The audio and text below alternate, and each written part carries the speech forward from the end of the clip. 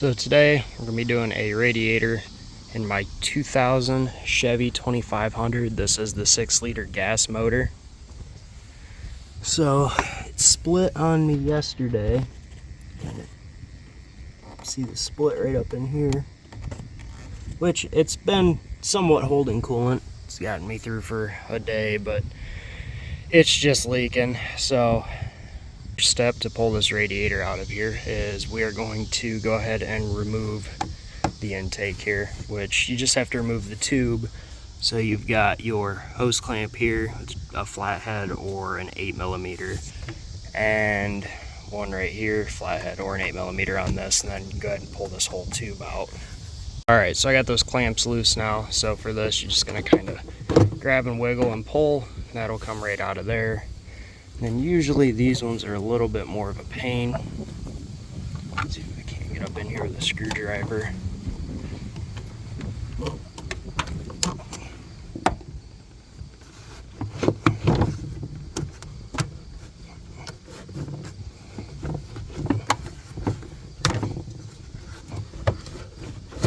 Get that one wiggled loose, and then you can go ahead and just pull that whole intake up out of there. Get that out of your way. And then next, we're going to go ahead and kind of pop all these hoses loose and get this whole fan shroud out of here, which is, there's a pin down here, a pin down there, a pin there, and a pin there. So once you get those 4 pins removed, you've got 2 10mm bolts on the top, and then you can go ahead and get this whole top piece pulled up and out of the way. Alright, now I've got all those pins out and my bolts. So this shield, gotta kind of be hard with one hand, but get it wiggled around your top radiator hose, and then that whole piece will come out of there. Now your radiator is much more exposed. Next thing I'm gonna do is go ahead and pull this plastic shield off here, which is just pin there, pin here, a pin here, here, here, here, and here. Now we can go ahead and pull this whole plastic piece off. Alright, now I've got that shroud off. And also, I didn't mention before, but after you take your top piece off of your fan shroud up here, if you just pick this piece up, it'll actually just set down on top of those wiring harnesses, and it gets it out of the way so you don't have to remove the fan clutch in order to pull it out. Alright, now we're going to go ahead and get this drained. I've got my coolant pan. You want to put that on the driver's side. And some trucks have it, some don't. But if you still have the factory drain, which is right here, you can actually just go ahead and get your pan slid under. And then on the driver's side, all the way down here at the bottom, there's a petcock right here. But you can't really see it that great in the video. But right here, and you're just going to go ahead and turn it like you're loosening it. Most of the time, you're going to need some channel locks or a pair of pliers to get that thing to turn. So now I've got it loose with a pair of pliers. I'm just going to go ahead and spin that out.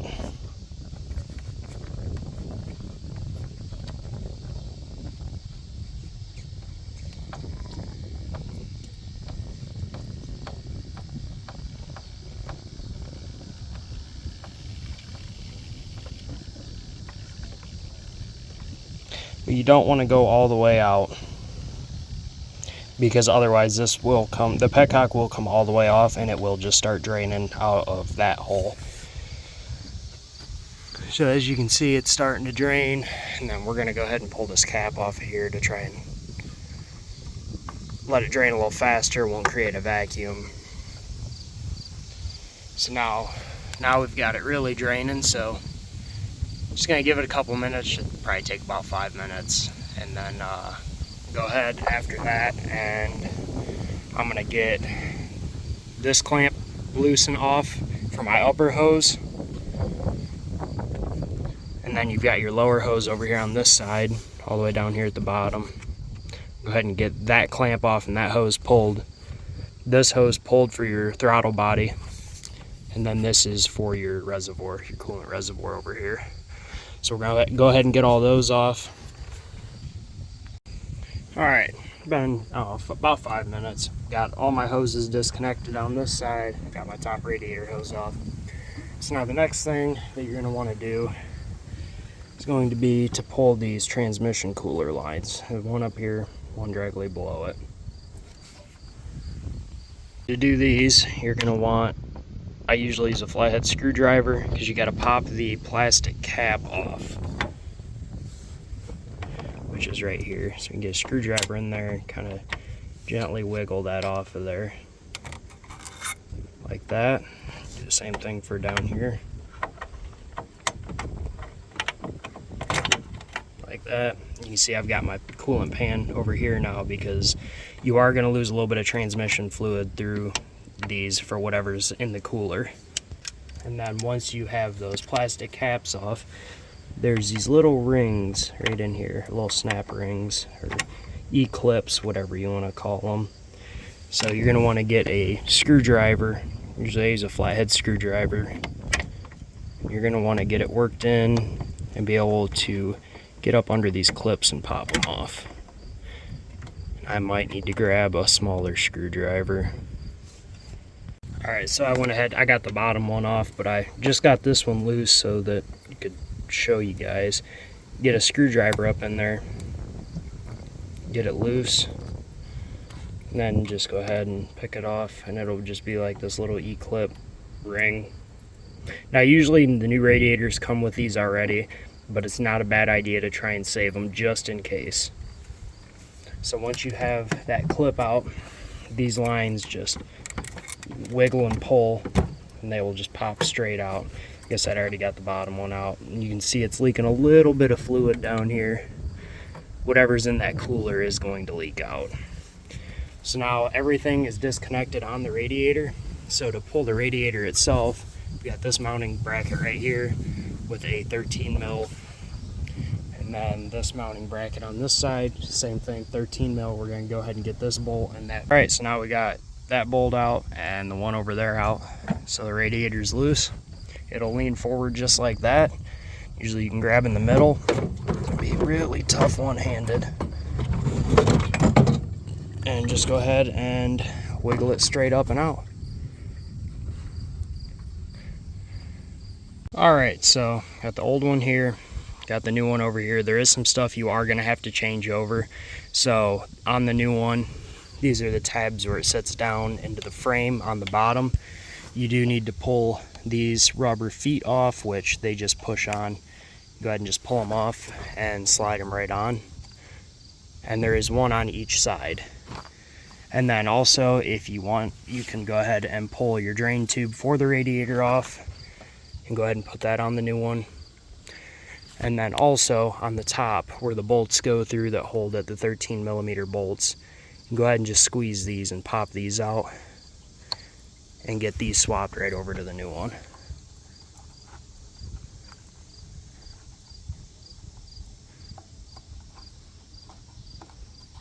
Just like that.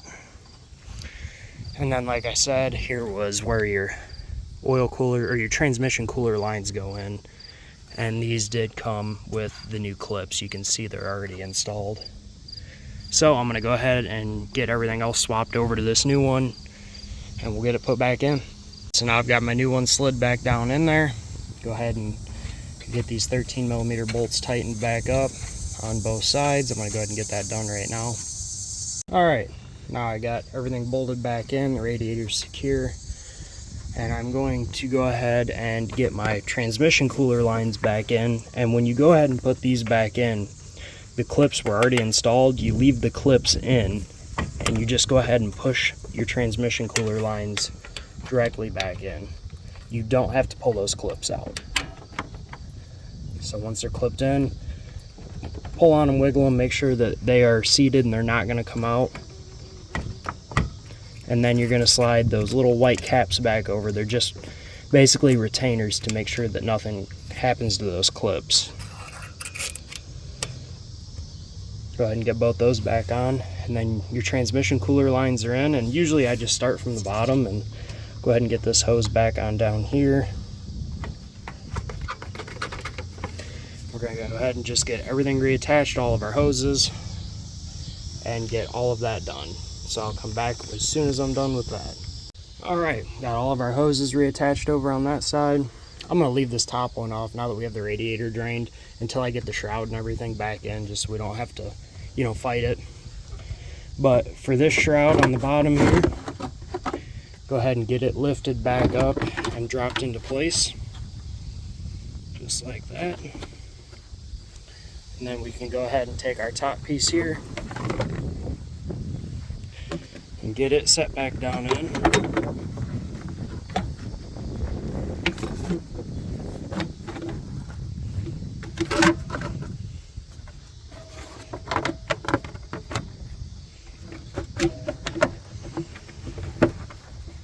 Catching on this trans line over here. Let's see if we can get this part drug over just a little bit. Get that trans line cleared. You can see where it's hitting right there. There we go. So once you have this one setting back in place, there is a pin, an alignment pin right here to get that lined back up. Same on this side, alignment pin right there. Now we're going to go ahead and get our two 10mm bolts, and we're going to go ahead and bolt this top piece back in just so it kind of holds everything. So I'm going to go ahead and get these two 10 mils put back in. Alright, shroud's back in, bolts are in, I got all four of my pins back in. So the shroud's good and solid, and I went ahead and put this plastic cover back on. So now all we got left is to go ahead and put our upper hose on.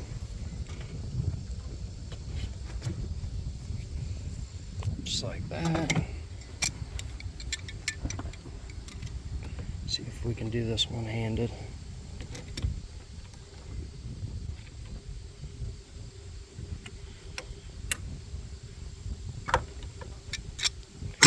Alright, now all we got left is to go ahead and just slide this intake back in, which usually I will take this off and put this back on if it falls off before I try and reinstall it. It makes it a lot easier. Alright, now everything's put back together. Last thing we got to do is add coolant, and then also, since you did have to pull the transmission lines, you did lose a little bit of fluid.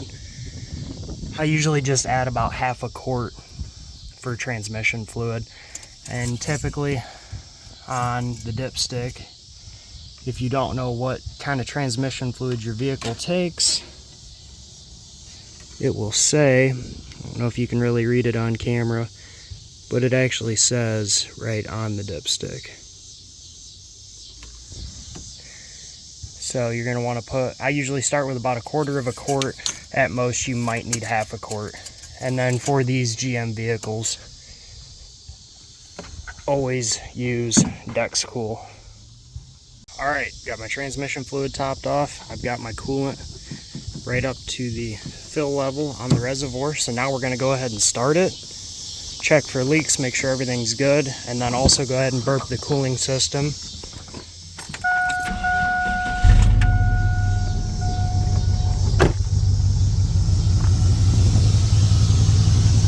So once you get your cooling system burped, because it is going to suck that coolant right out of that reservoir.